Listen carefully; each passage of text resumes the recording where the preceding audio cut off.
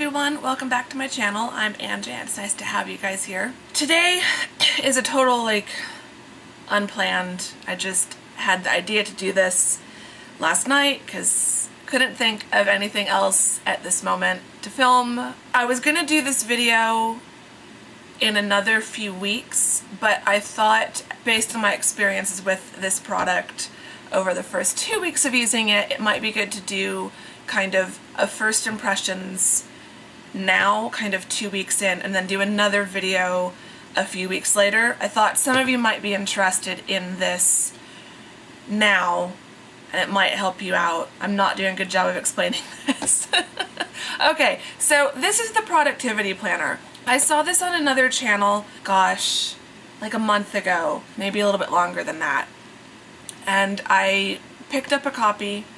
I ordered it from Amazon. It's $25 on Amazon, and I started to give it a try. I must have gotten it like six weeks ago, because I feel like I had it for about a month before I started using it, and I've been using it for 2 weeks. And I'm really liking it so far, but I'm definitely still getting used to it, if that makes sense. So I thought I would walk you through what the productivity planner is, what it does, what it helps you with, and then kind of show you how I've used it over the last couple weeks and some of the, not necessarily pros and cons, but just lessons I've learned about my own productivity. So let me flip the camera around so that you can see the journal better, and we'll get into it.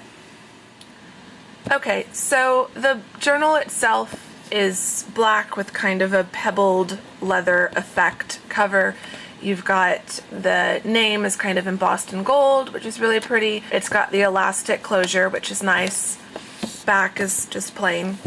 And then inside, I haven't filled this out, but you've got the "this journal belongs to, if found, please return," etc.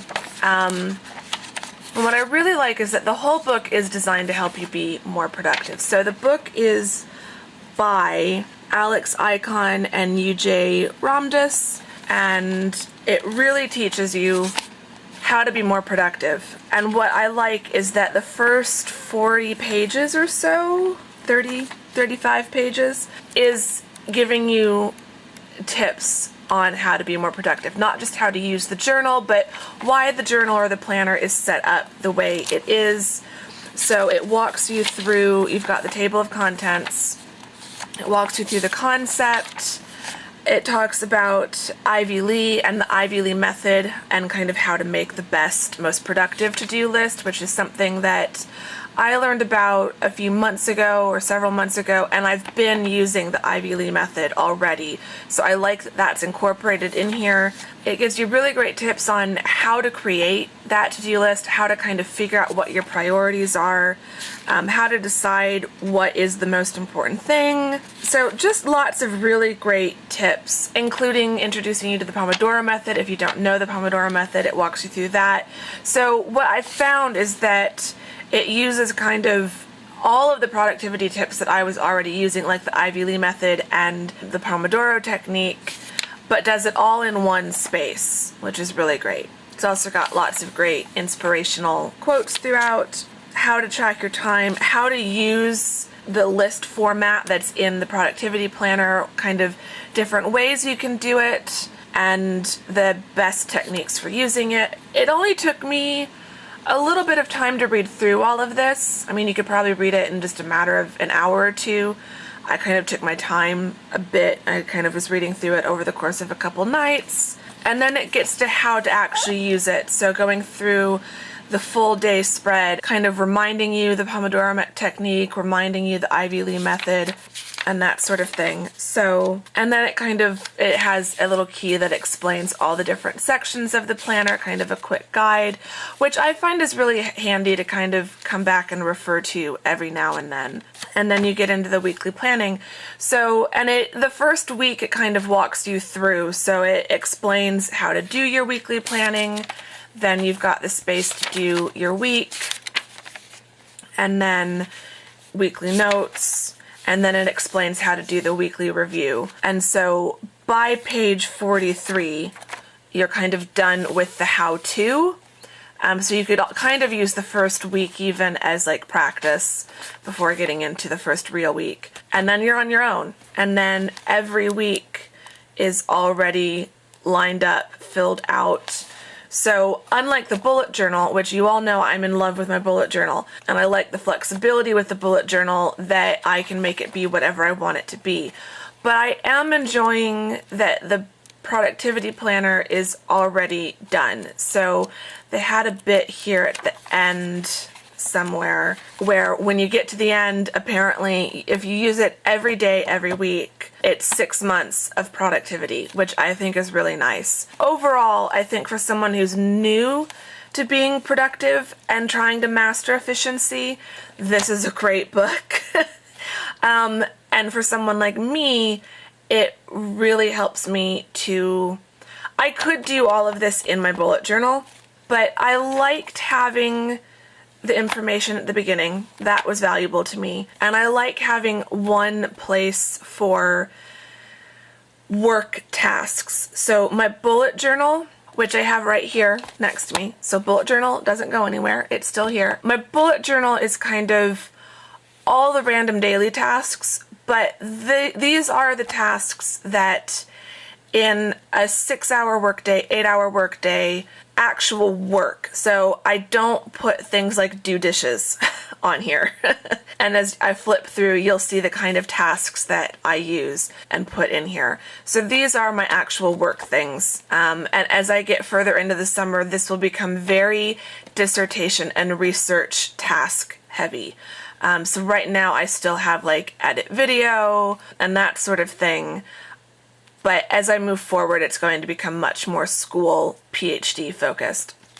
So going into the first week I was really good. I was really productive. You'll see there's a lot of X's and only one thing that got migrated to the next week, which was ordering my laptop, and that's a totally separate issue. We'll get there when we get to this past week. So very productive the first week. I loved having the time tracker. I'm really bad about tracking my time.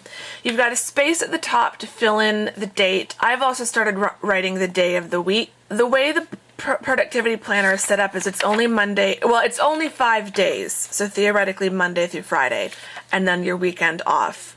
I like writing in what day of the week it is because I can see myself in the future perhaps taking a weekday off and working on Saturday. So my 5-day work week in the future could end up being Monday, Tuesday, Wednesday, Friday, Saturday, and take a Thursday off, that sort of thing. I like getting a sense of how much time certain things are taking. I can estimate how many Pomodoros, so how many 30-minute sessions something will take. So ordering books, I gave myself 2 Pomodoros, so 1 hour. It only took me 1 Pomodoro, 30 minutes. So the time is broken up into 30-minute segments or 25-minute sessions with a 5-minute break. If you're not familiar with the Pomodoro technique, you'll want to read it in here or look it up online. I highly recommend the Pomodoro technique, even if you're not using something like the productivity planner. So there's 2 different ways you can do the time. One is leaving it blank, leaving the first box blank and just filling in how long it actually took you. The other way is to block out or estimate a certain amount of time and then decide how much it actually took. So there's different ways that you can do it. The book is definitely designed for you to finish a task when you set it up and to not migrate things as much the way that the bullet journal system is set up. But you can see I've taken the bullet journal mindset into this. So there were a couple things in the additional tasks that I didn't get to, and so those got migrated to the next day. So I feel like I'm breaking some of the rules, but that's okay. There's a space at the bottom to write notes, so any ideas that come up, future tasks, inspiration. I tend to not have my bullet journal open while I'm working, so this journal will stay open on my little stand that I have just out of the frame here. And as I move through, I can fill in the little Pomodoro circles and work through my list and stay focused. So rather than opening up my bullet journal, I'll write down a note here if I need to do something, if I want to look something up, that sort of thing. It also helps me stay focused while I'm using the Pomodoro technique. So if I have an idea, oh, I want to do this, I want to do that, I want to check on this, I want to look this up, I'll write it here and do it either on the 5-minute break or when that task is done and before I move on to the next task. So that's really handy. But I also will use it to reflect on the day. So like on this day, this was the day that I kind of gave up halfway through the day, as you can see, and I went and sat on my patio and I read a book for like 3 or 4 hours, and hashtag no regrets. But you do have a space at the bottom to kind of score your productivity and then one line to kind of reflect on that. So on this day, which was Thursday, I didn't do too great and I just wasn't feeling well. So my productivity score was a bit lower, but I gave myself credit for what I did get done and I moved on. So the first week I felt went really well. I didn't really use the weekly notes section. I'm still kind of learning how to use that and how that fits best in with my schedule and how I'm using this. But I do like the weekly review. So it asks you what was going well, what wins did you have, big or little. So it's got a space for you to kind of celebrate what worked and what went well. And then you've got a section what tasks weren't completed this past week and kind of recommitting to those the following week. What have you learned this week, which is really important, and how will you implement this in the future? And then next week, looking ahead, so what actions will you take to ensure your week is productive? So on the first week, I realized just how beneficial using my Pomodoro app, mine is called Tide, and how helpful that really was to keep track of my time. And so I committed to using that again the following week. So then we get to this week. And this week, you can see I only did a couple things. This week kind of went off the rails. I just was not feeling well. I did get a few things done on Monday. Monday started off pretty well. Tuesday, I had a really busy day, and I was out of my apartment until about 3:30. So I only had about an hour and a half because I like to stop working at about 5 p.m. So I just didn't really have that much time, and I also wasn't feeling that great. Things didn't work too well. The next day, I had kind of committed to getting back on track. That didn't work out that well. Theoretically, you're supposed to have your tasks written by priority. You're supposed to start with number 1 and move down. You can see I did not do task number 1. I started with task number 2. So that's something I'm kind of learning, kind of figuring out. Something like this, booking the hotel and flight, is not something that I should have put on this list. That is something completely separate. And that's just the way that my brain works and the way that, I have to be in a very specific mindset before I feel confident to book travel, just because of how much money is involved. So I don't want to make a mistake. And I really wasn't feeling well on this day. I managed to get some work done, but as you can see, on Thursday and Friday, I got nothing done. I just had, as I said here, a total mental crash. I also wasn't feeling well physically. I was starting to feel a bit sick. I'm feeling better now, but definitely starting on Tuesday and then going into Wednesday, the week just went completely off the rails. And so that's where I'm trying. I feel like as I go forward, I think this will help me be more productive, but I think for a week that had a lot of appointments and for a week that I didn't leave flexibility in this list for me to not feel well. I was really ambitious. Booking the trip is going to take a lot of time. That's going to take up the better part of an afternoon, just double checking dates, double checking prices, making sure that everything's right. Ordering my laptop, I'm not letting myself do that until I book my trip. So those should have been on completely separate weeks. I've got read 3 major theory books. That was something I was capable of doing when I was in the midst of my comps prep. My brain is now completely out of practice for doing that much reading. So those should have all been split up. And then my secondary and additional tasks also. You can see my additional tasks I managed to get done because those were smaller, and I got a few other things done, but yeah, just I'm learning how to be more efficient and realistic in this list so that I am getting things done. Technically, you're listing 15 tasks here, but you've got room for 5 tasks every day, so you've got room for 25 tasks throughout the week. So I feel like I should be able to accomplish everything I put on this list, but I need to be more realistic about what those things are. So I was definitely a lot more realistic on this week, and the types of tasks that I had were things that I was able to get done, whereas this week they were all just huge tasks, especially the primary tasks. So that's something I'm learning going forward. I haven't yet done the weekly review for this week or planned out next week. That's something I'll be doing tonight. I like that every week starts with an inspirational quote, and every day has a quote at the start. So that's really nice. Taking time each day to kind of focus on this and figure out what my plan is really helpful.